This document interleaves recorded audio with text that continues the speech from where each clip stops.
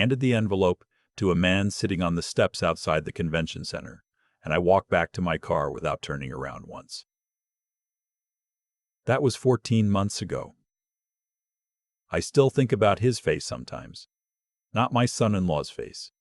Not my wife's. The man on those steps. He looked at the envelope like he wasn't sure he was allowed to touch it. I'll get back to him. First, let me tell you about the retirement party. My wife's daughter.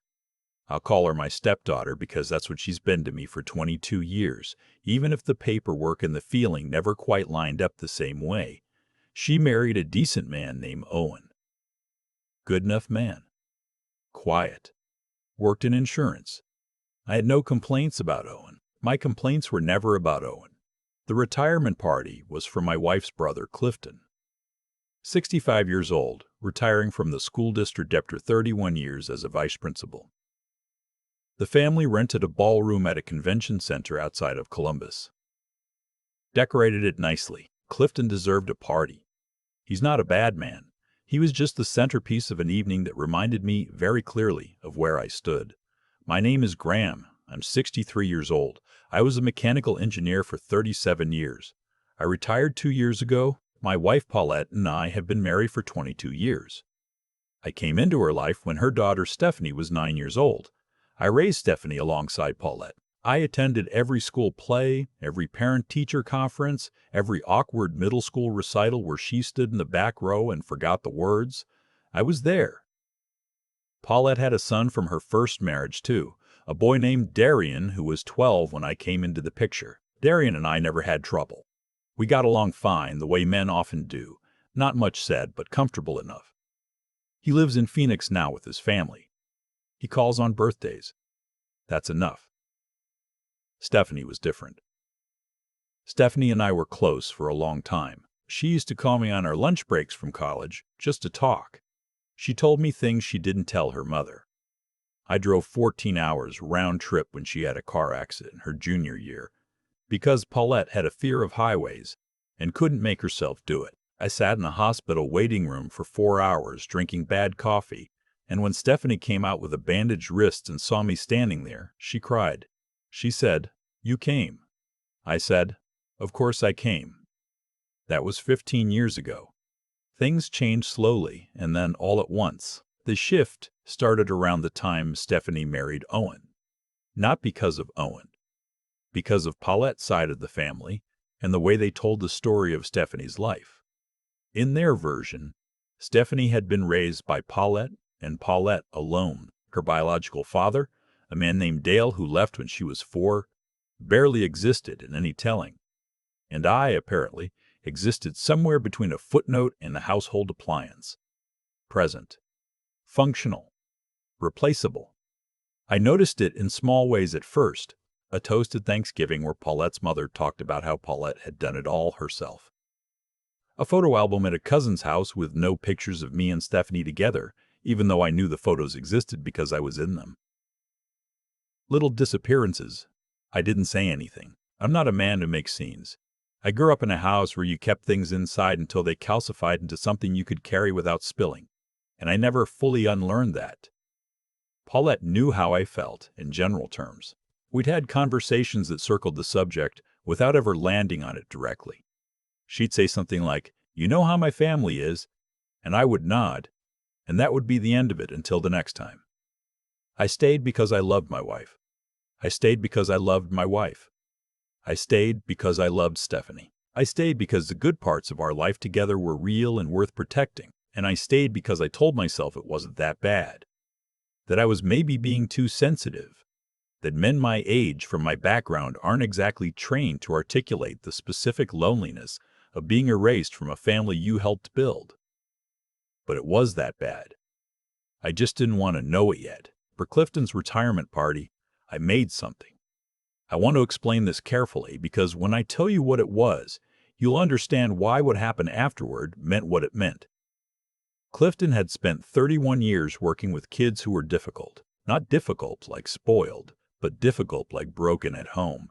He ran detention programs. He stayed late. He started an informal mentoring lunch on Fridays that he funded partly out of his own pocket.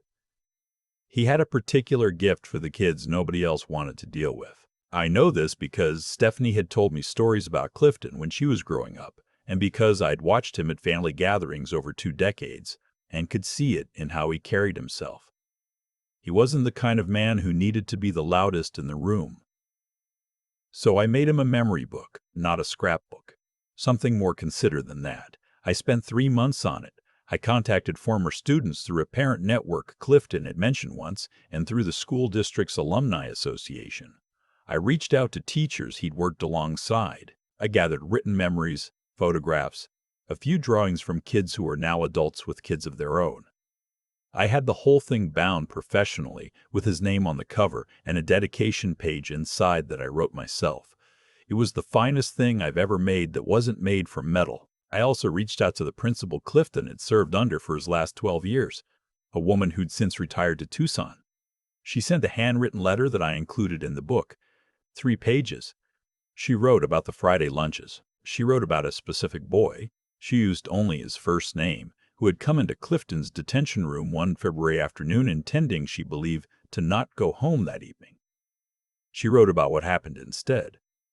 I won't reproduce what she wrote, but when I read her letter for the first time in my workshop, I sat with it for a while before I could put it in the binder. I told Paulette I was working on a gift for Clifton. She said that was nice. She did not ask what it was. The party was on a Saturday in October. The ballroom held maybe 150 people. Round tables, centerpieces, a small stage at one end with a podium. Clifton's wife, a warm and cheerful woman named Rosalind, had organized the whole evening. There were catered appetizers and an open bar and a slideshow running on a loop near the entrance. My name was not on the seating chart. I don't mean I wasn't given a good seat. I mean my name was not printed anywhere on the chart posted near the entrance. The other couples were listed by name, Paulette and Graham. That's what should have been there. What was there was Paulette Hargrove Dix. My last name is Dix. We hyphenated when we married. But whoever made the seating chart had written her pre-marriage name. Like I hadn't been there for 22 years. Paulette saw at the same time I did. She touched my arm and said, "I'll talk to Rosalind." I said it was fine. She said, "It's a mistake." I said, I knew it was a mistake. It probably was a mistake. It probably was a mistake. But it was a particular kind of mistake. The kind that happens when someone is accustomed to thinking of a person as not quite fully present. We found our seats. I was at a table with Paulette's cousins, most of whom I've known for over 2 decades, and the conversation was easy enough. I drank water most of the night. I don't drink much anymore. The program moved through the usual rituals. Dinner, speeches, a video Rosalind had put together. At a certain point, they opened the floor for people to share memories. Several people went up, colleagues, former students who'd driven in from other cities, a man who had been in Clifton's first detention class and was now a high school football coach somewhere in Michigan. Then Paulette's mother stood up. She is 81 years old. She is sharp, and she is not always kind. And she has never, not once in 22 years, called me by my first name. She calls me Paulette's husband. When she refers to me at all, she spoke about Clifton as a brother, about the family, about everything Paulette and Clifton and their siblings had survived together. Then she said, and this is a direct quote because it burned itself into my memory, "This family has always taken care of its own." Always. And tonight we celebrate a man who did that every single day of his career. That's not something you learn. That's something you're born with, and this family has it. I sat very still. Paulette did not look at me. Then Stephanie stood up with Owen beside her, and she gave a lovely speech about Clifton. And it was sincere and well delivered, and I was proud of her for it. And then she said, toward the end, that she was grateful to have grown up surrounded by this family and everything it gave her. And she looked at her mother and at her grandmother and at Clifton, and she did not look at me. I am not saying she should have made me the center of her tribute to her uncle. I'm not that man. But I had spent 22 years being the man who stayed, who showed up, who drove 14 hours in the dark for her. And in that room with 150 people, I was the man at the table who wasn't quite on the seating chart. After Stephanie sat down, the program coordinator said they'd be collecting any written tributes near the side table. I stood up. I took the memory book from the bag under my chair and walked to the side table. Paulette's aunt was standing there managing the collection. She looked at the book in my hands and said, without quite meaning to be cruel, and somehow being cruel anyway, "Oh, did you print something off the internet?" And I said, "No." She took it from me and set it on the table without looking at it. I stood there for a moment. Then I picked it up again. She blinked at me. I said, "I'll give this to Clifton myself later." I walked toward the exit. Paulette, watching from our table, stood up quickly and followed me to the edge of the room. She said in a low voice, "What are you doing?" I said in a low voice. "What are you doing?" I said. "I'm going to get some air." She looked at the book. She said, and I want you to understand she didn't mean it the way it landed. She said, "Graham, just leave it on the table. It's fine. Nobody is going to steal a binder." She said it quietly, and she said it dismissively, and she said it the way you talk to someone who is making a small and unnecessary fuss. I looked at her for a moment. Then I said, "You're right. I'll take care of it." I walked out. Outside the convention center, there were wide stone steps leading down to the parking lot. It was cool for October. Almost cold. There was a man sitting on the third step with a paper cup and a coat that wasn't warm enough for the weather. He was older than he looked at first. I noticed his hands. I stood there for a moment. I wasn't sure what I was going to do. I think I'd come out intending to sit in my car, but I stood on those steps in my dress shoes and my jacket, holding a book I'd spent 3 months making.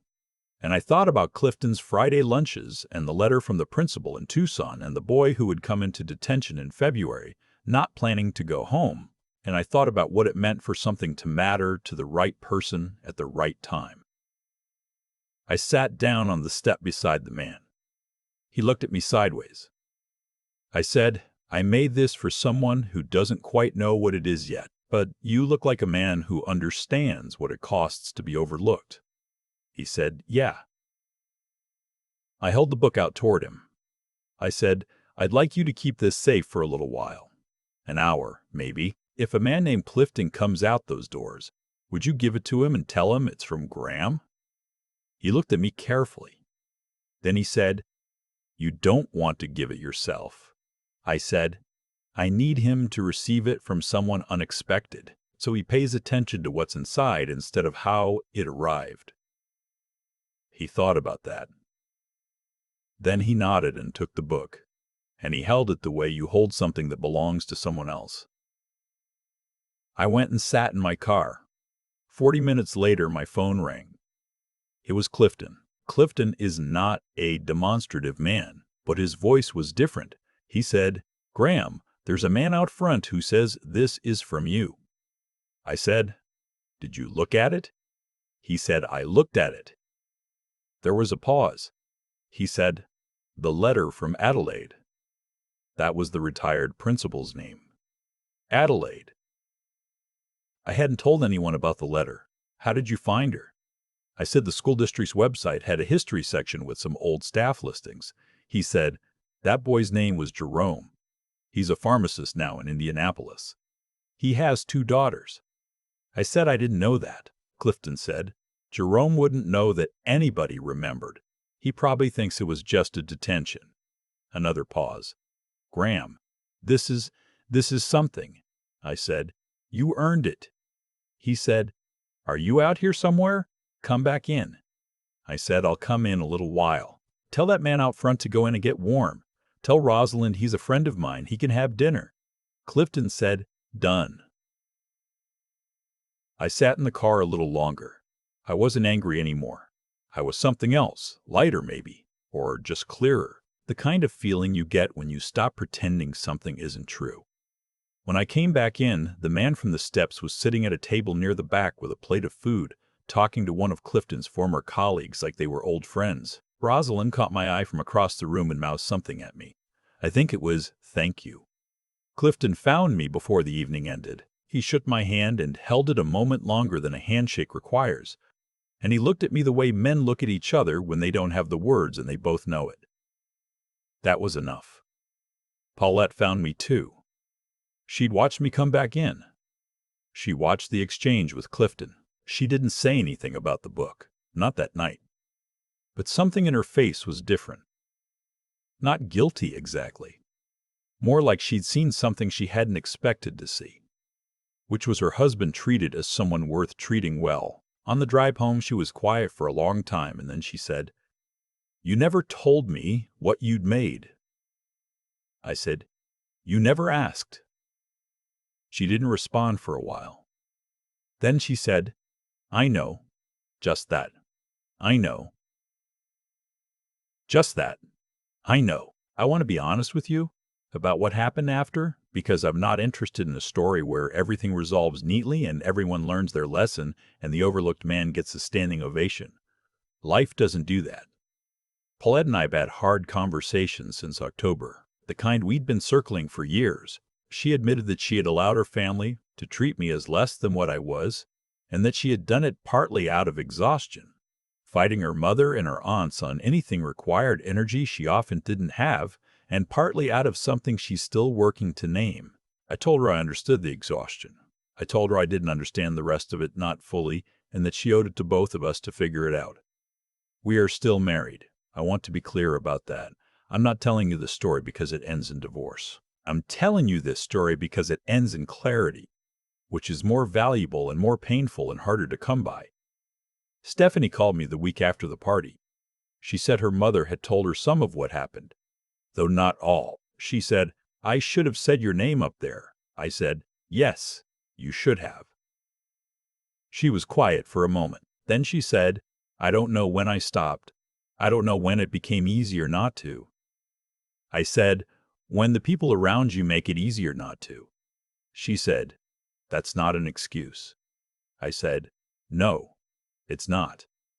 We talked for over an hour. Not about blame, about the hospital waiting room with a bad coffee, about a camping trip I'd taken her and a friend on when she was 14, and how she'd fallen into the creek and I'd given her my flannel shirt and she'd worn it all the way back to camp pretending she hadn't cried. She remembered things I'd forgotten. I remembered things she thought I'd forgotten. Before she hung up, she said, "You're my father, Graham. I know I haven't always acted like I knew that." I told her I knew it too, that I'd always known it, and that I was glad she did. The man from the steps. I found out his name later through Clifton. His name is Avery. He comes to Clifton's neighborhood sometimes. They'd crossed paths before. Clifton gave him a card for a housing assistance organization, and, as of the last time I asked, Avery had made contact with them. I think about the way he held that book, like something that mattered, like he'd been trusted with something and he intended to honor the trust. That's the thing about being overlooked for long enough. You know what it means when someone treats a thing as worth carrying carefully. I've been a mechanical engineer for 37 years. I understand systems. I understand that a structure holds only as long as every load-bearing element is recognized as load-bearing. Remove one and the whole thing lists. Pretend it was never there and eventually something gives. I was the load-bearing element nobody named. I'm named now. That took 22 years. A retirement party, a memory book, a cool October night, and a man named Avery sitting on some steps with a paper cup. Some things take exactly as long as they need to. I spent a lot of time thinking about what that night actually was, not what it felt like in the moment. Hurt, quiet, the particular cold of being dismissed by someone who's supposed to know your worth, but what it was underneath all of that, what it was trying to teach me, if I was willing to sit still long enough to hear it. Here's what I've come to. The way you treat people is a decision you make every single day, and those decisions compound. Paulette's family didn't erase me all at once. They did it one small omission at a time, over 22 years. A toast that left me out. A photo album that didn't include me. A seating chart that used her old name. None of those things would have ended a marriage on their own, but stacked together, they built a wall. And for a long time, I helped them build it by saying nothing. That's the part I have to own. Staying quiet when someone diminishes you isn't the same as being dignified. Sometimes it's just fear wearing dignity's clothes. I was afraid of disrupting what we'd built. Afraid of being the man who made everything harder. Afraid that if I named what was happening, I'd have to decide what to do about it. So I didn't name it. I carried it instead. What changed that October night wasn't that I finally said something. What changed was that I stopped pretending the weight wasn't there. I walked outside, I sat down next to Avery on those steps. I gave him something I'd made with 3 months of my own time and asked him to carry it carefully. And in doing that, and trusting a stranger was something that mattered, I think I was finally trusting myself, trusting that the thing I'd made had value regardless of whether Paulette's aunt bothered to look at it. Regardless of whether my name was on the seating chart. Clifton called it something when we talked afterward. He said, "You led with what you had." That landed with me. Because that's really what integrity is, isn't it? Not the grand gesture, not the speech in front of the crowd. It's leading with what you have, even when you're standing outside in dress shoes in October wondering if any of it was worth the effort. The tricky thing about character is that nobody sees most of it. The 3 months in the workshop.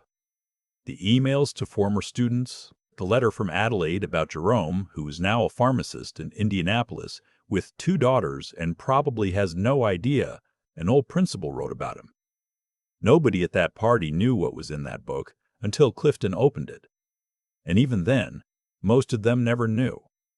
That's how it works. The effort that defines you is usually the effort nobody witnesses. The question isn't whether someone is watching. The question is whether you can live with the version of yourself that shows up when nobody is. I can live with the version of myself who made that book. I can live with the man who walked outside and sat on cold steps and trusted a stranger named Avery. I spent too many years living with a version of myself who went quiet when he should have spoken, who let things slide when they deserved resistance. That version was easier to maintain. He caused less friction. He kept the peace.